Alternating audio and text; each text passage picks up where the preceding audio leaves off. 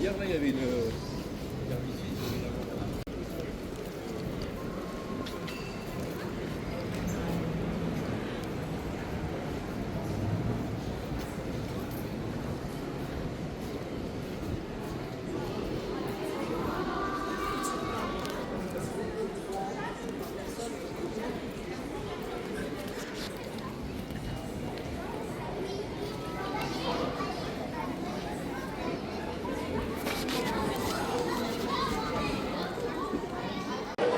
Hi, I'm Jeff. Today in Nice at one of the most significant buildings in Old Town, Opera de Nice. Now, as you see behind me, today is visitation day for a number of elementary school students to the opera. The Nice Opera House is still central to Nice's cultural life as home to the Nice Philharmonic, the Nice Opera, and the Nice Ballet. The Opera House was a favorite of 19th century composers. Jules Manset debuted his work Marie Madeleine here. Giacomo Pucci personally directed rehearsals for Manon Lescaut here in 1893. The first opera house on the spot dates from 1826, but was not destined to last. On March 23, 1881, no sooner had the curtain risen on a production of Lucia di l'Amour than the building was engulfed in flames. A gas leak provided the blaze that left 63 people dead immediately, but the ultimate death toll was thought to have reached 200. Those in the orchestra and the loges were able to escape, but those in the cheaper seats on the top were trapped. A monument to the dead is placed at the cemetery of Colline du Château. Rebuilding was contemplated immediately, but ran into opposition. Some said that the new Nice was passé and that the opera should be in a trendier neighborhood. Oh, a trendier neighborhood. But the traditionalists won, and local architect François Anu took over the project. The new building was inaugurated in 1885 with a production of Verdi's Adia. The overall neoclassic style was retained for the facade, which combines Piedmontese and French influences. The majestic rotunda on the east side links the north and west facades with columns and large windows that are illuminated on opera nights. You will notice the statue of the four muses on the pillars of the upper terrace. Euripides for music, Melanope for tragedy, Thalia for comedy, and Terpsichore for dance. Most of the materials used were local. The stones were from La Tabine, the sand came from Var or Magnan, and the pebbles in the concrete foundation frame from Contis. The southern side facing the sea is much more austere.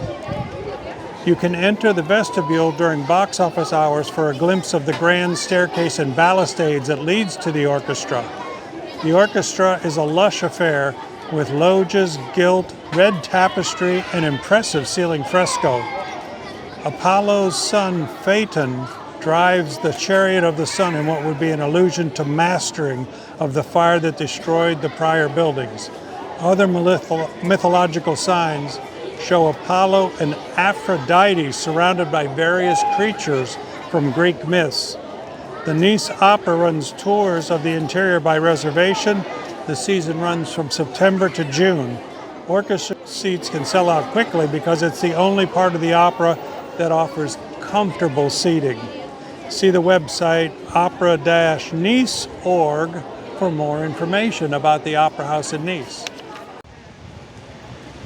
So we've gone behind the opera and we're on the promenade looking at the beach and all of the cafes.